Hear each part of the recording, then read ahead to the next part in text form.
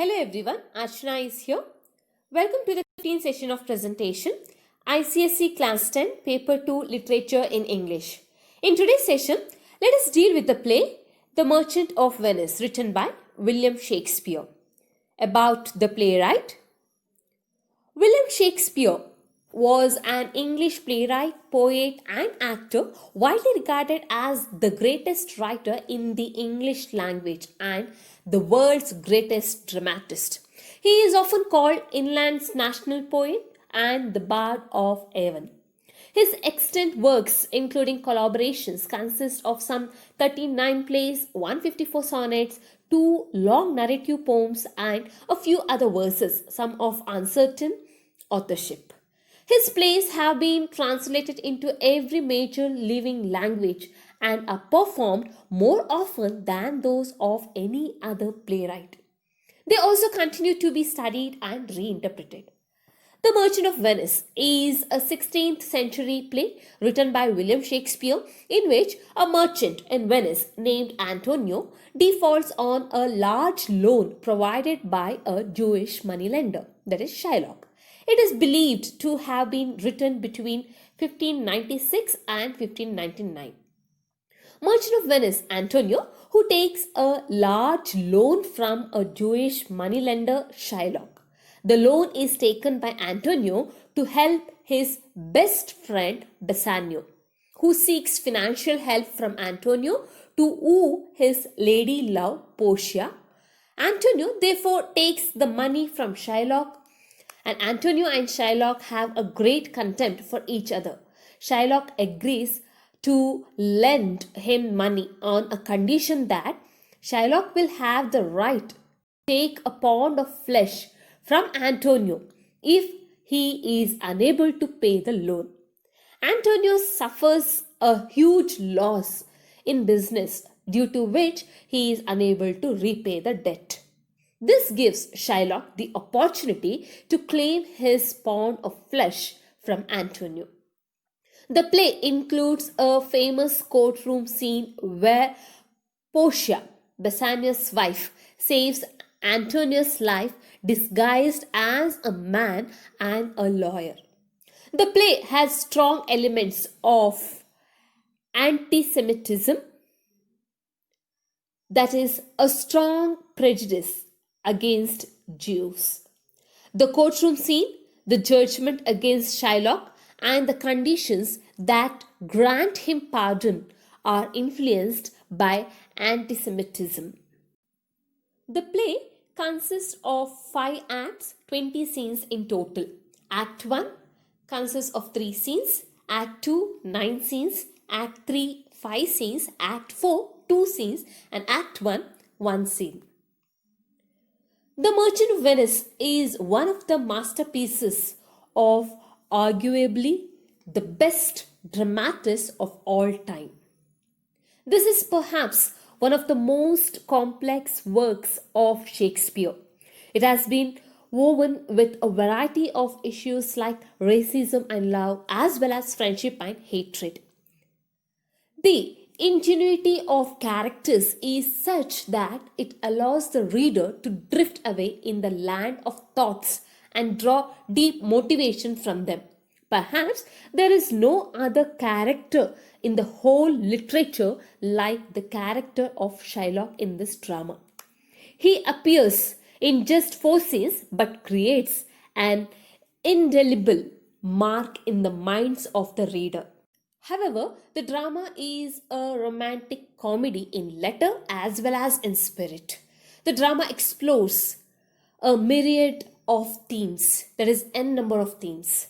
It goes from challenges and sufferings to loyalty and trust, and finally the struggle and win of good over evil. Shakespeare had a way with words, and even after keeping with a central theme of romantic comedy, he effortlessly makes the reader feel the other selective themes and minor symbolic stories. The 5-act play is sublime and truly a piece of art. Now, let us discuss about the characters in the play. Shylock, the Jewish merchant of Venice who lends Antonio the money on his friend Bassanio's behalf. Clever and quick, Shylock is all at once a dark humorist, a moral absolutist, a religious bigot, and surprisingly, a sentimentalist. He serves as both the villain and the most tragic figure of the play. Next, Antonio. The little character. Antonio is a wealthy but sad elder merchant who claims never to have borrowed money, but is willing to lend to the people and friends, especially Bassanio, without benefit of interest. Bassanio, a young man with expensive tastes and rich friends who borrows money from Antonio in order to become the right suitor to the rich, intelligent, and beautiful Portia. Portia, widely pursued noblewoman who is as intelligent as she is rich and beautiful. Her father's will demands that her husband be selected through a test involving three caskets, that is, one gold, one of silver, and one of lead. Lorenzo, Bassanio's friend who falls in love with Shylock's daughter, Jessica. Jessica, Shylock's daughter who escapes from her father's house in order to marry Lorenzo. She converts to Christianity in order to further assimilate into Christian society of Venice. Launcelot Gobbo, Shylock's comic servant who leaves Shylock's service to serve Bassanio. Gratiano, Bassanio's friend with a clownish demeanor who accompanies Bassanio to Belmont where Portia lives and falls in love with Portia's maid Nerissa. Celerio, Celarino, and Celanio, friends of Antonio and Bassanio, minor characters almost indistinguishable from each other. In fact, they are sometimes considered to be a single person who comment on the action and who inform the audience about the action that has occurred off stage. Leonardo, servant of Bassanio. Nerissa, Portia's maid who falls in love with Gratiano, Bassanio's friend. Tubal, Shylock's friend, the only other Jew in the play, who functions as a news bearer of Jessica's escape and of her consequent behavior. Old Gobbo, Launcelot's blind father who has not encountered his son in years. Prince of Morocco, Portia's suitor and the only black character in all of Shakespeare outside of Othello. Prince of Aragon, one of Portia's suitors who greedily chooses the silver casket. Balthazar and Stefano, servants of Portia. The Duke of Venice,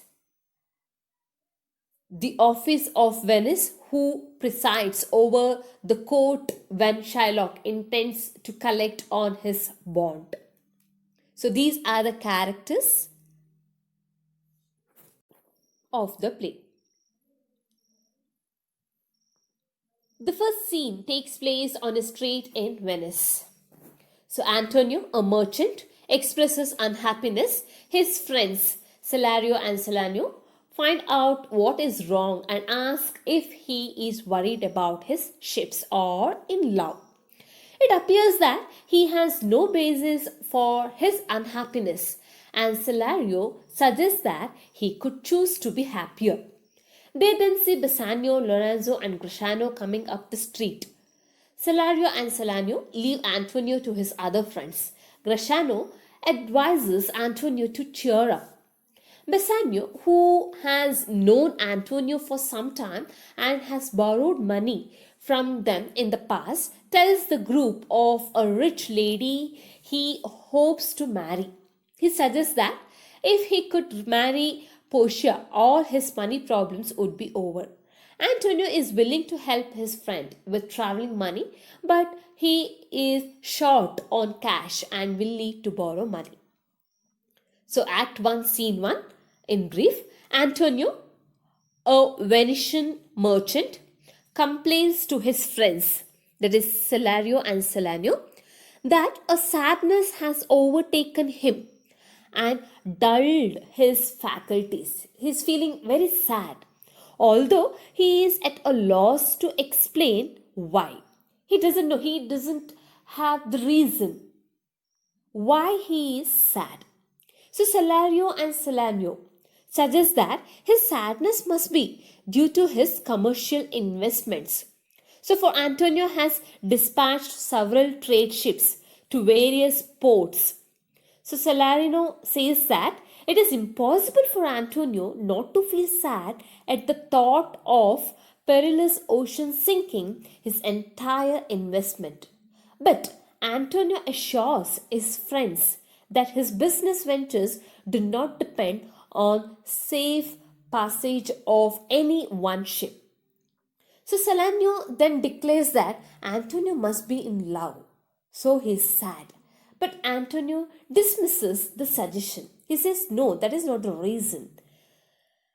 The three men encounter Bassanio, that is Antonio's kinsman, walking with two friends named Lorenzo and Gratiano. Then Celario and Celarino bid Antonio farewell and depart. When Gratiano notices Antonio's unhappiness and suggests that the merchant worries too much about business, Antonio responds that he is but a player on a stage, destined to play a sad part. Gratiano warns Antonio against becoming the type of man who affects a solemn demeanor in order to gain a wise reputation. Then he takes his leave with Lorenzo. Bassanio jokes that Gratiano has terribly little to say, claiming that his friend's wise remarks prove as elusive as 2 grains of wheat hid in 2 bushels of chaff.